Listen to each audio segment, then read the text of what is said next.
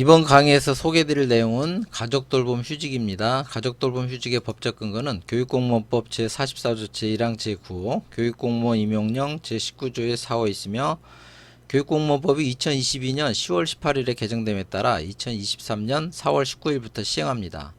명칭 및 휴직사유 변경입니다. 명칭이 변경 전에는 가사휴직이었는데 변경 후 가족돌봄 휴직으로 변경되었습니다.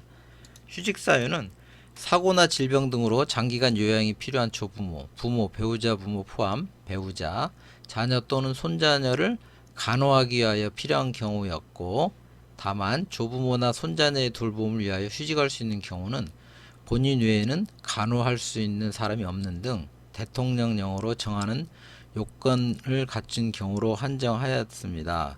그런데 변경 후에는 조부모, 부모, 배우자, 부모 포함 배우자, 자녀 또는 손자녀를 부양하거나 돌보기 위하여 필요한 경우로 바뀌었습니다. 그리고 여기 노란색 변경 전에는 간호였는데 이제 돌봄으로 바뀌었습니다.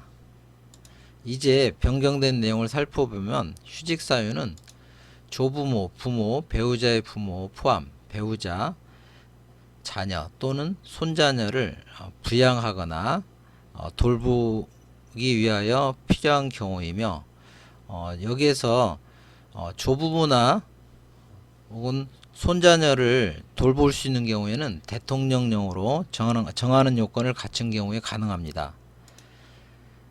조부모를 돌보는 경우에는 본인 외에는 조부모의 직계 비속이 없는 경우에 가능합니다.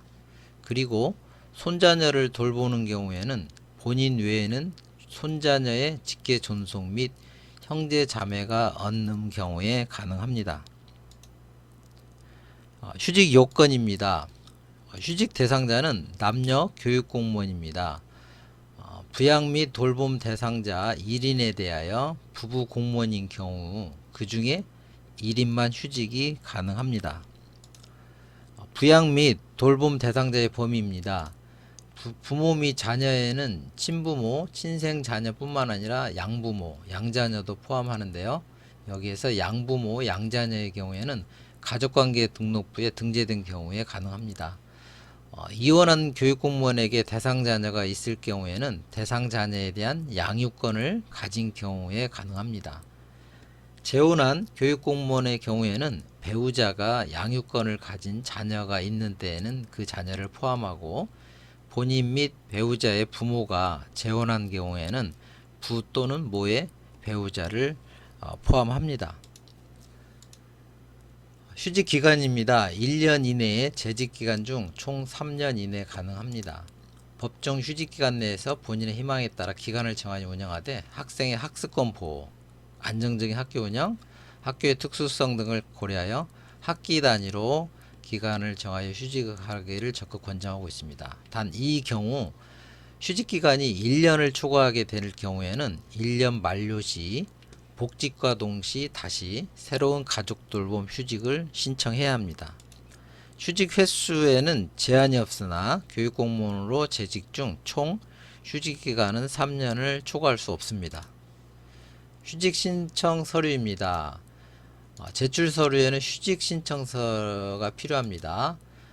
가족돌봄 휴직 신청서, 인적사항, 휴직 희망기간, 돌봄 가족을 이 중에서 해당되는 입력, 돌봄 필요성에는 대상 가족이 어떤 돌봄을 필요로 하는지 기재하고, 휴직 필요성에는 돌봄과 업무를 병행할 수 없는 사유를 기재하고, 돌봄 계획에는 돌봄 휴직 중 대상 가족을 어떻게 돌봄 계획을 세울 것인지 기재하고, 여기에 신청자 서명의 이름 그리고 날인 후에 휴직사유 입증 서류와 함께 학교에 제출하시면 되겠습니다.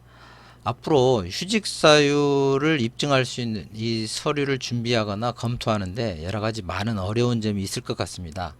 교육부에서는 휴직사유 입증 서류를 이렇게 제시했지만 시도교육청별로 이 세 번째와 네 번째 증빙자료에 대한 명확한 기준을 별도로 제시할 수도 있을 것 같습니다. 학교에서 휴직사유 입증 서류를 준비해서 교육지원청에 휴직 신청을 하더라도 교육지원청 교육장의 최종 허가 여부에 따라 휴직이 가능할 것으로 판단이 됩니다. 재직 경력 인정 여부입니다. 경력 미인정, 호봉 승급 미인정합니다. 결혼 보충 6개월 이상 휴직 시 결혼 보충합니다. 보수입니다.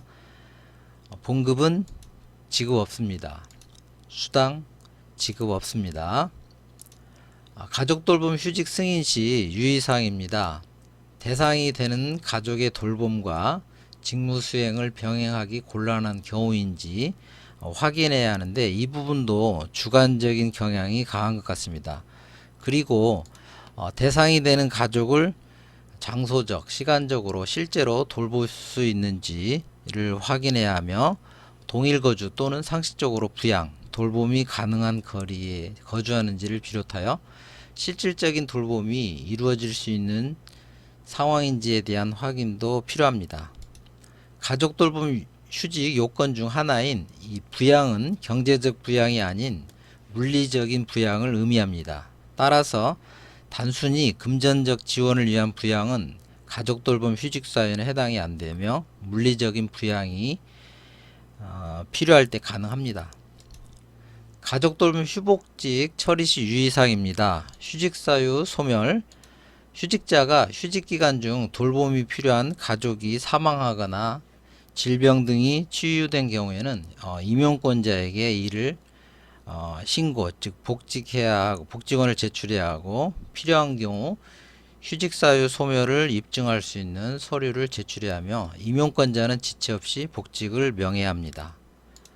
휴직 기간은 1년 이내이며 만약에 휴직 기간이 1년을 초과하게 된 경우에는 1년을 경과하기 전에 미리 복직원과 함께 휴직원을 제출하여 일단 복직을 한 후 새로운 휴직 발령을 해야 합니다. 이 경우 휴직 요건이 동일한 때에는 휴직 신청서만 제출하시면 되겠습니다. 휴직기간 만료입니다. 휴직자가 휴직기간의 만료로 30일 이내에 복직 신고를 한 때에는 당연 복직되며 이 경우 복직일까지는 휴직기간으로 보면 됩니다.